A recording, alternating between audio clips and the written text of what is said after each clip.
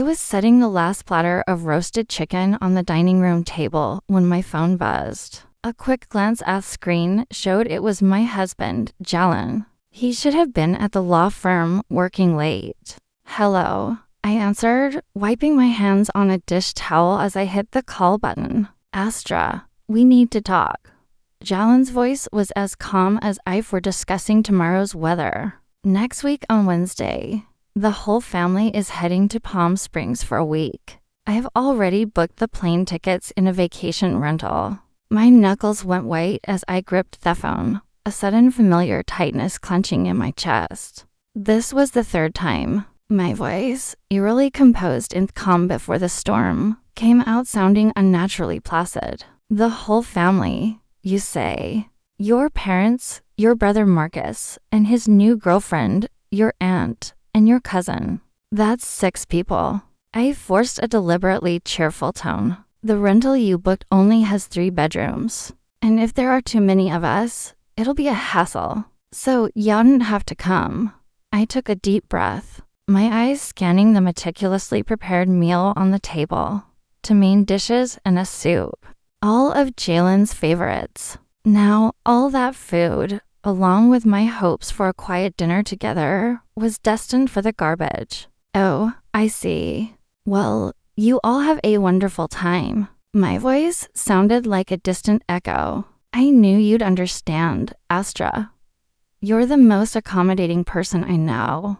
I could hear his sigh of relief. "Oh, and while I'm gone, don't forget to water the flowers in the garden and my succulents, right?" "Okay." I hung up, standing frozen in place. The phone screen went black, a light extinguishing inside my heart. The third time, 3 years of marriage, and not once had I been invited on their annual family trip. The first time, the excuse was that I had just had a miscarriage, and a long trip would be too much for me. The second, my job was too demanding, and it would be hard to take time off. This year, he hadn't even bothered with a convincing excuse. I began to clear the table mechanically, scraping the untouched food into the trash. Suddenly, my wrist trembled and a plate slipped from my hands, shattering on the floor.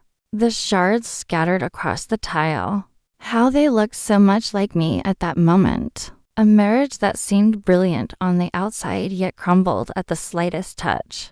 My phone buzzed again. It was the family group chat. A message from my mother-in-law. "Guys, we're doing Palm Springs again this year. We leave Wednesday, so don't forget the sunscreen. They say it's going to be hot." A flurry of celebratory emojis followed. I stared at the words. The whole family. My eyes welled up with tears. To them, I wasn't family. I was just a stranger, an unpaid housekeeper. I pulled out a family photo from last year's trip to San Diego.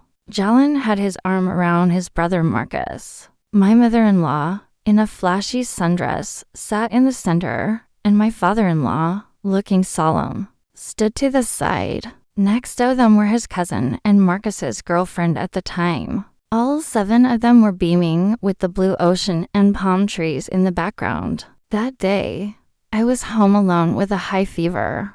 I called Jallen and he told me, "Take some Tylenol and get some rest. You'll be fine. We're on a boat and the signal is bad. Got to go." And he hung up. I sank to the floor, picking up the ceramic pieces one by one. I cut my finger and blood welled up, but the physical pain was nothing compared to the ache in my soul. My phone rang again. It was my best friend, Serena, a no video call. I quickly wiped my eyes, put on a fake smile, and answered Serena. "You wouldn't believe the angry client who came into the salon today." Serena's voice stopped abruptly. She squinted, bringing her face closer to the screen. "What's wrong with you? Your eyes are all red." "Nothing." I was cutting an onion and they started stinging. I tried to smile, but it didn't reach my eyes. "Don't lie to me. You think I've known you for more than 10 years for nothing?" Serena's brow furrowed. "What did that jerk Jen do this time?" Under her piercing gaze, my armor crumbled. In a few hushed words, I explained everything, my voice dropping to a whisper. I feel like I'm the one being made fun of, you. It's Jallen and his family who are making fools of themselves. Astra, wake up. These people don't see you as family. I fell silent. Deep down, I already knew it. I just didn't want to admit it. 3 years ago, at our stunning wedding, Jallen had knelt and promised me happiness. The image was still vivid in my mind. How had we gotten here in the blink of an eye? Astra. Serena's voice suddenly turned serious. You remember you signed a prenup, right? I nodded. It was a month before the wedding. Jallen had suddenly proposed a prenuptial agreement, claiming it was a family tradition. Although it made me uncomfortable, I signed to prove I wasn't after his money. The house is in your name. That's clear property, right? It was a wedding gift from my parents. We registered it as a separate asset only in my name. I frowned. Why do you ask? No reason. Serena hesitated. I just want you to take better care of yourself. Hey, since his family is going away next week, why don't you come and stay with him for a few days so you're not alone? I gently declined her offer. After we hung up, I stood by the living room window, looking out at the manicured lawn Jallen had so carefully tended. We had bought this house when we got married. My parents paid the down payment, and I covered the renovation costs with the money I had saved over years of work. Jallen's family contributed a minimal amount, but they insisted his name be on deed. The excuse was that a man needed to keep up appearances. The night wore on. I showered and got into bed like an automaton. Jallen wouldn't be home tonight either. He had to work late. For the past 6 months, his extra hours had become more frequent, and I had stopped asking questions. Lying there staring at the ceiling, a thought crossed my mind. Did I really want to continue this marriage? For the past 3 years, I had strived to be a good wife and an exemplary daughter-in-law. I cared for my husband meticulously and even put up with my brother-in-law's insolence. What had I received in return? The deliberate exclusion from the group chat, my husband's increasingly frequent absences, and an annual family trip I was always left out of. My phone lit up. A message from Jallen.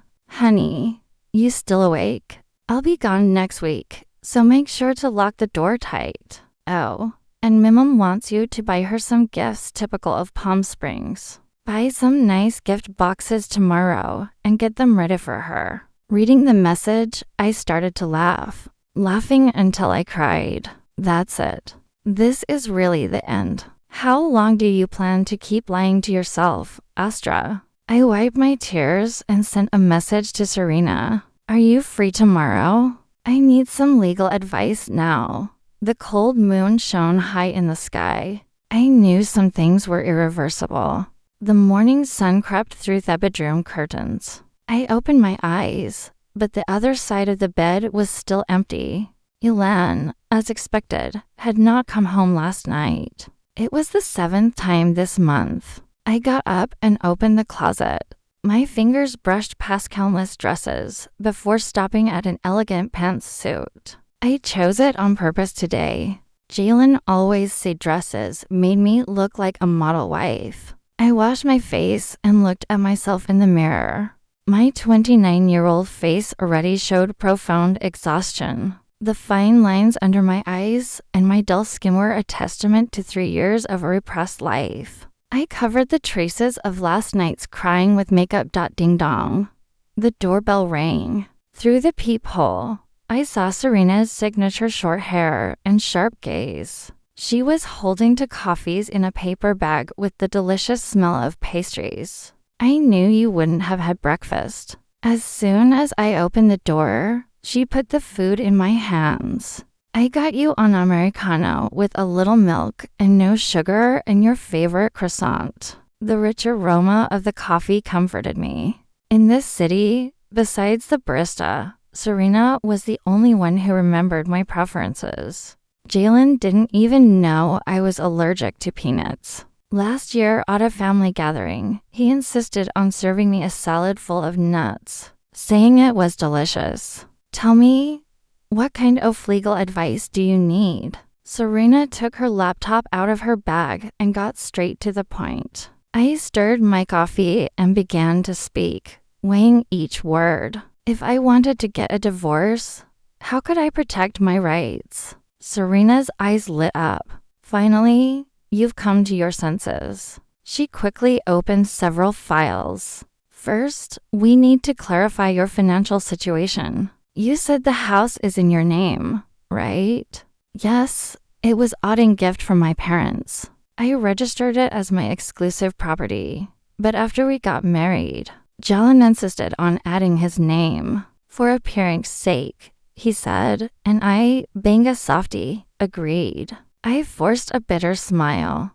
Serena's forehead wrinkled. When was that? About 6 months after the wedding. He asked me every day. Sadie's coworkers' wives had done it, and he was the only one who hadn't. And he was embarrassed at work. Serena's fingers flew across the keyboard. This is a bit complicated, but since it's a separate asset and you paid the down payment, that part and the appreciation belong to you.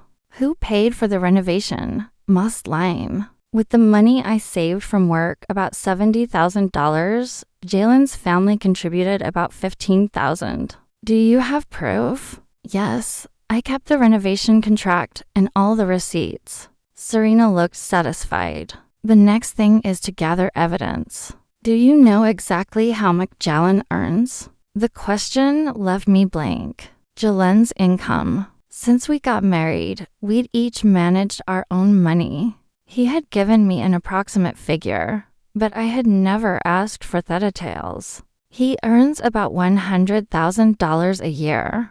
He gives me $100 a month for household expense. The rest we handle our own. Serena's eyebrows nearly met in the middle. What? You've been married for 3 years, and